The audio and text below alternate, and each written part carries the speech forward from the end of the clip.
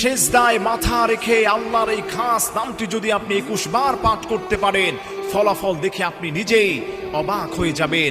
আল্লাহর কোনো গোলাম যদি নামাজের সেজদায় অথবা নামাজ শেষ করার পরে আল্লাহ রব্বুল আলামিনের কুদরতি কদমে সেজদা দিয়ে 21 বার যদি কেউ আল্লাহর এই খাস নামটি পড়তে পারে, মুহাদ্দিসিনে কেরাম ব্যাখ্যা করেছেন আল্লাহ ওই গোলামের সব দোয়াগুলোকে কবুল করে নেবেন। সেই দোয়াটি হলো ইয়া আরহামার রাহিমিন, ইয়া আরহামার রাহিমিন। এই ছোট্ট দোয়াটি আল্লাহর খাস নাম বিশিষ্ট এই আমলটা কেউ যদি তাহাজ্জুদের সেজদায়, নফল নামাজের সেজদায় অথবা যে কোনো নামাজের সেজদায় তাসবিহ পড়ার পরে ইয়া আরহামার রাহিমিন, আল্লাহর এই খাস নাম বিশিষ্ট এই ছোট্ট দোয়াটি 21 বার পাঠ করতে পারে, আল্লাহর হাবিব বলেন সে যা চাইবে এই দোয়া করার পরে আল্লাহ পাক তাই দান করবেন। কারো রিজিক নাই, নবীজি বলেন আল্লাহ তাকে রিজিক দান করবেন। পেরেশানিতে আছে, আল্লাহ তার পেরেশানি দূর করবেন। কেউ ঝামেলায় আছে, আল্লাহ তার ঝামেলা থেকে মুক্ত করে দিবেন।